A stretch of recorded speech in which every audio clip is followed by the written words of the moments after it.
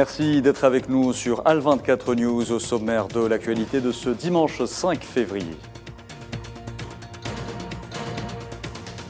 Intensification des combats en République démocratique du Congo. Plusieurs dirigeants d'Afrique centrale et de l'Est appellent à un cessez-le-feu immédiat de toutes les parties et un retrait de tous les groupes armés, y compris les étrangers.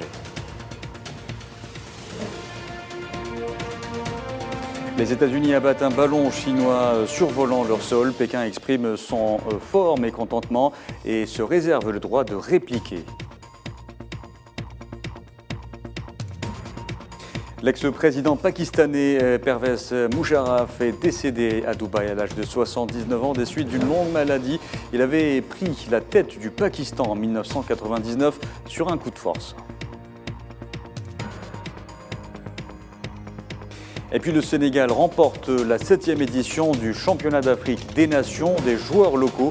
L'Algérie perd une finale mais marque les esprits par une organisation inédite.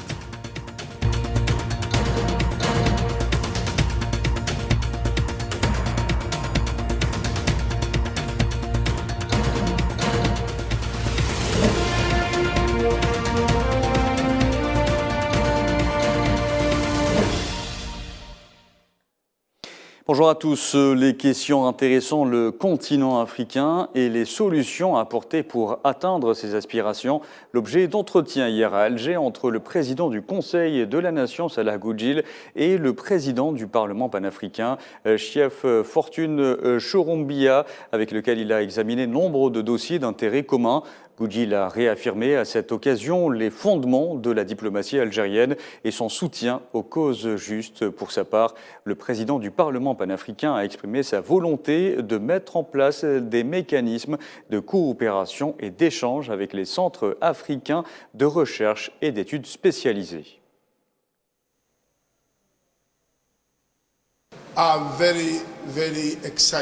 Nous sommes très contents et très enthousiasmés par notre visite en Algérie, car nous nous sentons comme chez nous.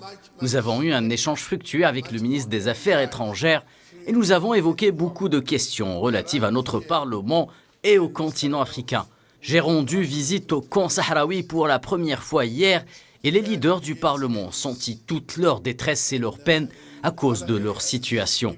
Ce qui est sûr, c'est que la cause sahraoui n'est pas suffisamment partagée par le monde. Et comme vous venez de l'entendre auparavant, et dans le cadre de son périple, le président du Parlement panafricain a été reçu par le président de la République arabe sahraoui démocratique, secrétaire général du Front Polisario, Brahim Ghali.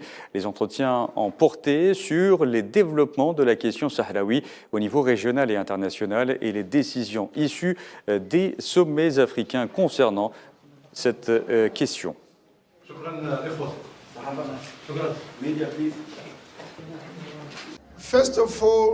Premièrement, nous sommes très contents de pouvoir dire qu'en tant que leader du Parlement panafricain, nous sommes enfin ici parmi vous.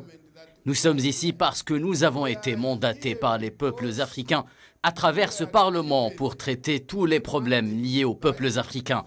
Nous sommes ici également parce que nous avons beaucoup entendu parler de votre situation et votre souffrance. Le Sahara occidental est membre de l'Union africaine, donc nous sommes ici chez notre hôte qui est l'un des membres de l'UA. En Afrique toujours, l'envoyé spécial du secrétaire général des Nations Unies pour la Libye, Abdoulaye Bathily, a appelé hier les représentants du Niger, du Tchad et du Soudan à Tripoli à accélérer le retrait des mercenaires issus de leur pays, conformément au plan mis en place auparavant à cet effet. Pour rappel, le Niger, le Tchad et le Soudan, pays concernés par le retrait des mercenaires étrangers en Libye, avaient exprimé en novembre 2021 lors d'une rencontre avec les représentants du comité militaire mixte libyen 5+5 au Caire, leur accord à retirer les mercenaires issus de leur pays. L'actualité en Afrique, c'est aussi cet appel lancé par des chefs d'État de plusieurs pays d'Afrique centrale et de l'Est en vue d'un cessez-le-feu immédiat de toutes les parties et un retrait de tous les groupes armés, y compris les étrangers dans l'Est de la République démocratique du Congo. Un appel formulé à l'issue d'une réunion des chefs d'État de la communauté de l'Afrique de l'Est, constituée de 7 pays à Bujumbura, la capitale du Burundi. Elle intervenait en pleine recrudescence des violences dans l'Est de l'Afrique centrale. Parlons de violence en Afrique. Le Burkina Faso est sur le chemin de la victoire contre le terrorisme. C'est ce qu'a affirmé le président de la transition dans un entretien accordé à la télévision publique RTB. Le capitaine Ibrahim Traoré a réitéré son intransigeance face au terrorisme. Pas de négociation avec les groupes armés terroristes. Safouane Ben Sabri. C'est un tournant qui s'opère au Burkina Faso. 4 mois après sa prise de fonction, le président de la transition a tenu à affirmer ses positions lors d'un entretien de plus d'1 heure à la radio-télévision burkinabé. Lutte contre le terrorisme et positionnement sur la scène internationale sont les points phares de la prise de parole du chef de l'État burkinabé, resté avare en déclaration jusque-là. Le capitaine Traoré a tenu à éclaircir la position de son pays, notamment vis-à-vis de la France, suite à la rupture de l'accord militaire entre les deux pays. Il s'agit donc d'un accord de présence militaire. Et nous, comme ils l'ont dit, notre souveraineté, ça dépend de nous. Donc c'est ce que nous réclamons à travers donc, la dénonciation de cet accord. Donc il n'y a pas de rupture de relations diplomatiques ou de haine contre un État particulier. Il s'agit donc pour le nouveau chef d'État du Burkina Faso de rompre avec une tradition d'ingérence, voire de tutelle de la France envers ses ex-colonies, une mesure longtemps réclamée par les Burkinabés. Une rupture qui se limite donc au domaine militaire, forte dans le principe tout en respectant les liens diplomatiques unissant les deux pays. Sur le plan interne, le capitaine Traoré fait face aux grands défis sécuritaires. Pour ce faire, le gouvernement a immobilisé 90 000 hommes, que l'on appelle les volontaires de la défense, ayant pour mission d'assurer la sécurité des Burkinabés par des forces burkinabées. Je vous en parlais en titre, un ballon est à l'origine de nouvelles tensions entre les États-Unis et la Chine. Washington a réagi de manière clairement excessive. Pékin a exprimé ce dimanche son fort mécontentement après que les États-Unis ont abattu le ballon chinois qui survolait leur sol. Depuis plusieurs jours, la Chine qui se réserve le droit de répliquer. Naïla El Hamouda. La crise diplomatique s'accentue entre Washington et Pékin après que les États-Unis ont abattu samedi le ballon chinois qui survolait le territoire américain depuis plusieurs jours. La Chine se réserve le droit de répliquer et trouve totalement injustifiée et excessive la réaction des États-Unis. Pékin signe et persiste. Pour lui, ce ballon était un aéronef civil, utilisé à des fins de recherche principalement météorologiques, dont l'entreprise aurait perdu le contrôle et sa destruction violerait donc les conventions internationales. La Chine est un pays responsable et respecte toujours strictement le droit international. Nous n'avons aucunement l'intention de violer le territoire ou l'espace aérien d'un pays souverain. Quant à la question concernant le ballon, je viens de mentionner que nous nous efforçons toujours de comprendre et de vérifier la situation et nous espérons que les deux parties la traiteront avec calme et prudence. Mais Washington a une autre version. Le Pentagone assure qu'il s'agissait d'un ballon espion qui récoltait des données sensibles militaires et qui aurait donc violé la souveraineté des États-Unis. Cette opération a été effectuée sur ordre du président Joe Biden au large de la Californie du Sud. Son ordre de l'abattre tenait à une seule condition, que les débris potentiels ne mettent en danger personne. La décision de la Chine de faire voler un ballon de surveillance au-dessus du territoire continental des États-Unis est à la fois inacceptable et irresponsable. Voilà de quoi il s'agit. C'est une violation de notre souveraineté. C'est une violation du droit international. Jusqu'à présent, les États-Unis se sont contentés d'annuler le voyage du chef de la diplomatie américaine, Anthony Blinken, à Pékin, où il devait rencontrer Xi Jinping. Cette visite aurait été la première d'un secrétaire d'État américain depuis octobre 2018. Et ce nouvel incident vient raviver des tensions encore palpables entre les deux puissances que sont les États-Unis et la Chine. S'agit-il d'un incident isolé ou l'objet plutôt d'une nouvelle escalade? Une question que nous avons posée au géopolitologue Manuel Pouchelet. Les rapports entre Pékin et Washington se tendent. Donc si vous voulez, ce ballon au-dessus du territoire américain est un message des Chinois, comme quoi ils sont capables de pénétrer leur espace aérien qui déjà avait été souffrant de problèmes de sécurité, rappelez-vous, au moment des attentats du 11 septembre 2001. En revanche, aujourd'hui, nous pouvons constater que la Chine peut s'inviter sur le territoire américain, même si c'est un ballon. Pour l'instant, on ne sait pas la composition de ce ballon. On parle de ballon espion, un ballon capable de faire des observations aussi en matière de télécommunication. Mais simplement pour vous dire, si M. Blinken a annulé sa visite, c'est un message diplomatique fort de désapprobation de la posture de Pékin. Maintenant, attendons la riposte des Chinois sur ce sujet.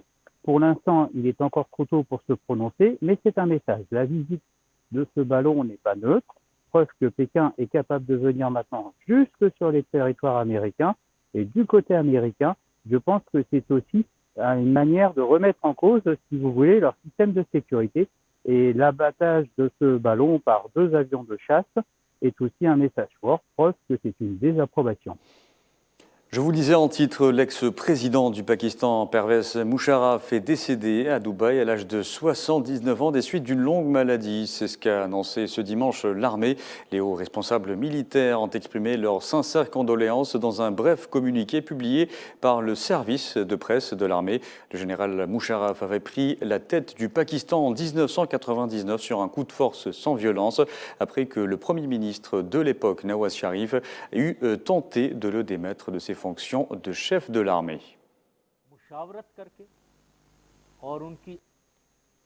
Direction le Chili, à présent au moins 23 personnes sont décédées dans les dizaines de feux de forêt survenus dans le centre du pays où sévit une intense vague de chaleur selon un nouveau bilan à la hausse publié hier soir par les autorités. Face à cette situation, le président chilien Gabriel Boric a proclamé l'état de catastrophe dans plusieurs régions.